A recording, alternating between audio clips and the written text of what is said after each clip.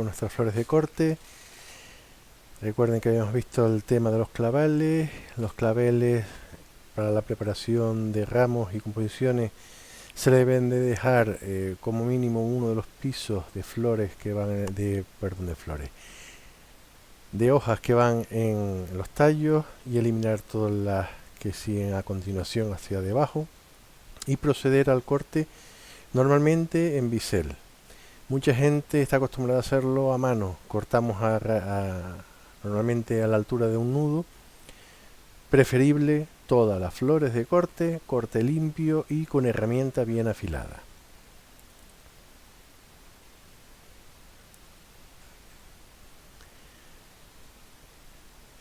Dentro del mismo género del Dianthus, que es el género claveles, tenemos una variante que es el clavel chino.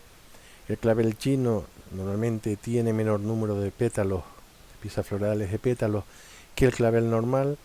Clavel chino es un clavel pequeñito, normalmente es un tallo ramificado, flores de 2 o 3 en el mismo tallo.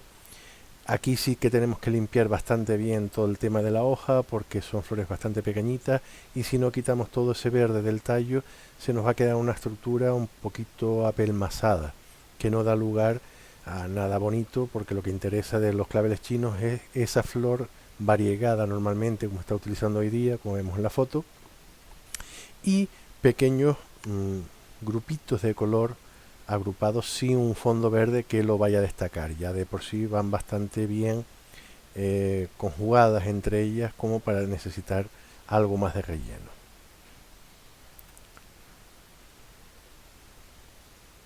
El gran grupo de las gisofilas, las lluvias, flores blancas normalmente muy pequeñitas, tallos muy ramificados, con gran profusión de flores. Estas flores muy pequeñitas normalmente las vamos a utilizar como relleno y como volumen a un ramo. ¿Las composiciones se suelen utilizar? Sí, claro que sí. La utilización es libre y las tendencias y los gustos van cambiando. Pero lo que normalmente se suele utilizar este tipo de lluvias es para adornos temática novia, temáticas comuniones, temáticas navideñas, por ese color blanco en forma o haciendo como una similitud a una especie de nevada o de copos de nieve suspendidos. Pasamos al grupo de las dalias. Las dalias la gente las suele confundir con gerbera, con crisantemo. Son géneros diferentes, especies diferentes. Es una inflorescencia formada por numerosas florecillas. Están aquí las inflorescencias. Bien, la utilización, pues al igual que todas las flores de corte, podemos dejar uno o dos pisos de hojas. Es espectacular esa inflorescencia, no flor sino inflorescencia, por la profusión de pétalos que tiene. Los colores pues son infinitos, y la época principal de utilización. El cultivo puede abarcarnos todo el año, pero normalmente es una flor para emplear en composiciones de verano.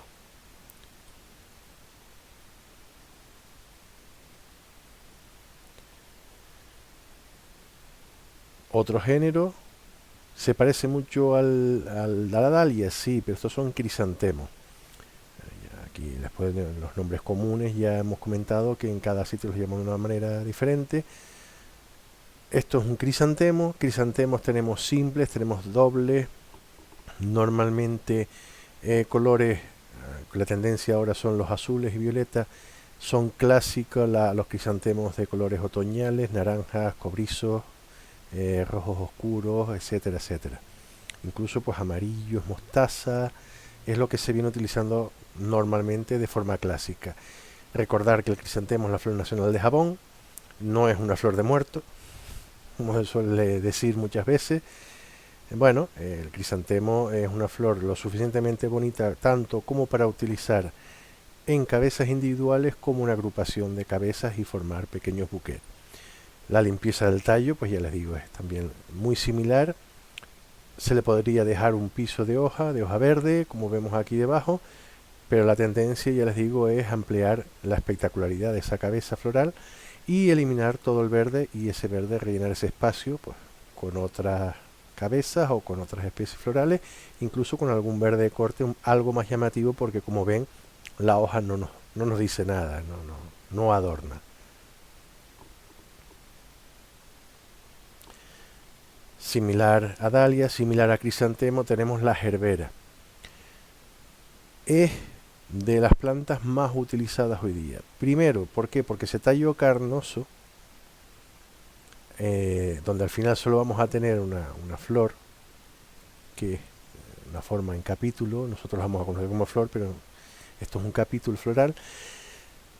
Tenemos que tener en cuenta una cosa, la gran ventaja de la gerbera es que nosotros podemos alambrar, introduciendo un alambre por esta cabezuela a través del tallo y darle la forma y la inclinación que nosotros queremos. Si bien en las otras especies que hemos visto anteriormente es un poquito más complicado, la gran ventaja de la gerbera es que es muy plástica, muy maleable. La podemos orientar hacia infinitos sitios con infinitas posibilidades de orientación, con cabezas hacia abajo, hacia arriba, un lado, el otro.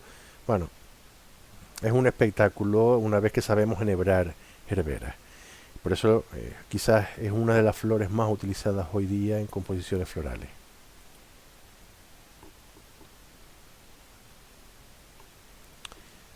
Similares, el áster. El áster, la diferencia es que nosotros estamos hablando de cabezas grandes, de flores, entre comillas, muy grandes, muy llamativas. Aquí tenemos pequeñas cabezuelas con hojas que vemos aquí que pues, son bastante grandes, y donde sí, tanto el pétalo como el sépalo se suele mantener. Ese verde del sépalo es también bastante llamativo, se suele utilizar muchísimo en composiciones de bouquet pequeñas, y sí se le suele dejar 1 o 2 pisos de verde, porque la proporción de pétalo y verde, de pétalo coloreado y verde, es bastante interesante, como vemos en esta pequeña composición de bouquet, ¿no? Esto es un pequeño ramo que no abarca más de esto, y bueno, podemos apreciar que el efecto verde en contraste con los lilas, naranjas, rosas es bastante interesante.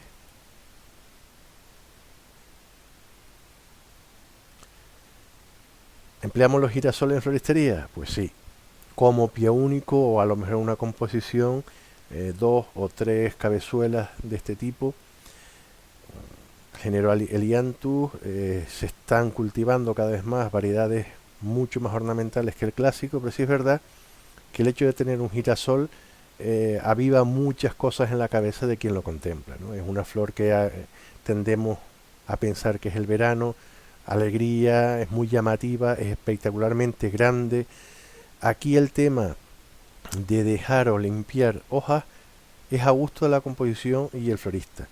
¿Por qué? Porque si nosotros conseguimos buenos pies de girasoles con unas hojas lo suficientemente enteras y bien dispuestas, lo podemos emplear. Si es verdad que una vez que nosotros hacemos el corte de inserción y colocamos en nuestra composición, lo primero que se nos va a marchitar son las hojas. Sí nos va a aguantar muchísimo más la cabeza, pero las hojas verdes van a marchitarse bastante rápido, con lo cual estamos hablando de composiciones con una duración muy poca. Estamos hablando de 1, 2, 3 días máximo antes de que esas hojas no malogren esa composición. Pero estamos hablando de una composición para una cena, un acto que se va a hacer hoy, pues podemos trabajarla con esas hojas. No es por ahorrarnos verdes de corte, no, es por dar una composición, un aspecto natural, con sus propias hojas, hacer esa composición. Quizás eso es lo más complicado de una composición floral, que sea lo más natural posible, empleando los propios elementos naturales de esas especies.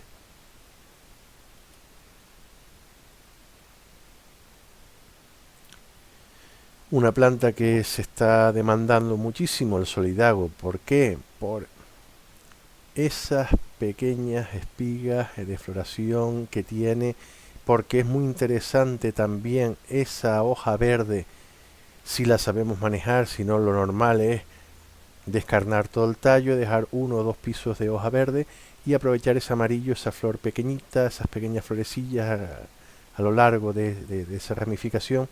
Bueno, nos vamos a encontrar solidago con múltiples floraciones, con múltiples disposiciones, múltiples ramificaciones, dependiendo de la especie que sea y del proveedor y la época que nos la dé. Normalmente esas esos pequeños racimos suelen tener de 20 a 30 centímetros, estamos hablando de algo pues bastante largo, que nos da muchísimo volumen, y como nos da muchísimo volumen, pues también es bastante complicada, entre comillas, de hacer ciertas composiciones. Es verdad que podemos manejar un poquito esa orientación del tallo, es verdad que nos da una amplitud longitudinal bastante interesante. Ya les digo, hoy día se está utilizando bastante por esa intensidad de color, por esas formas geométricas que tienen esas floraciones.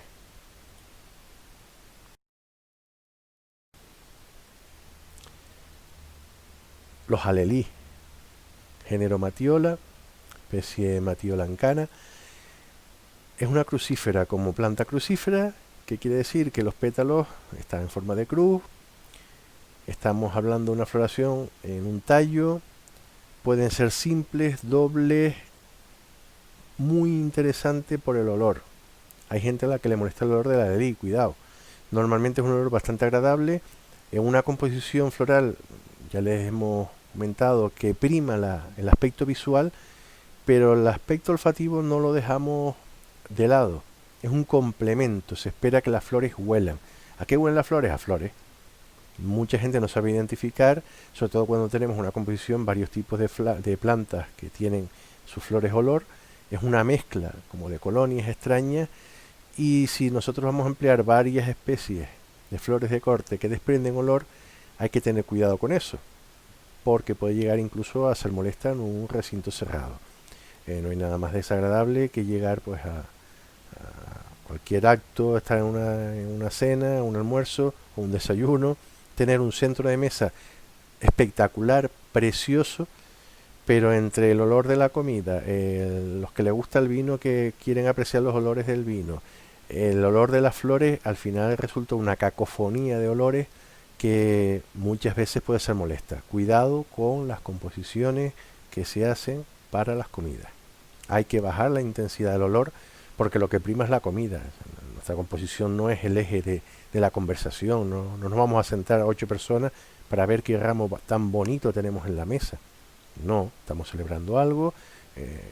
Prima el hablar entre las personas, la degustación de una comida por la cual se paga también un buen dinero normalmente, y la composición floral es un detalle que hace el entorno más agradable, no puede destacar. Por eso me he parado un poquito con el alelí, porque sí es verdad que desprende bastante olor, a mí personalmente sí me gusta, pero no cargar una composición de alelís, porque depende de los entornos, puede resultar contraproducente. Y una muy buena composición se puede malograr lo que piensa la gente de ella. Es que lo pasamos bien, pero si no, que las flores olían demasiado. Entonces, algo que era muy bonito pasa a ser algo molesto. Esas son cositas ya a ir teniendo en cuenta. Las iris. Normalmente estos son las que vienen hoy día a la floristería, especies híbridas, que no, el nombre son 5 o 6 nombres pegados al género iris híbrida. Son cultivares modernos todos ellos. ¿Qué colores abundan? Todos. A día de hoy tenemos todo el arco iris. Son flores muy interesantes, individuales. No son flores para gastar en un ramo 50 pies de iris. A ver si me explico. Si tú quieres tener un recipiente lleno de iris y hacer un fondo de iris con un solo color o un par de colores, sí, pero tú estás haciendo una composición de iris. Es un pecado que se suele cometer bastante. Hacer pues, un recipiente, un contenedor, un macetero, un florero lleno de iris, que son bonitas, sí. ¿Que es otro tipo de composiciones monoflorales? Sí. Pero cuidado, porque se suele pecar de abusar de ellas. Recomendaciones, siempre con cuidado. Son flores pequeñas, son flores dedicadas, son flores que se estropean con una facilidad brutal. Hay que manejarlas con sumo cuidado, porque los más mínimos roces, esos pétalos, lo que suele pasar es que le producimos una herida y a los 2 o 3 días empezamos a ver marchiteces, pétalos rotos, y entonces ya perdemos todo el trabajo y todo el dinero que hemos gastado en ella.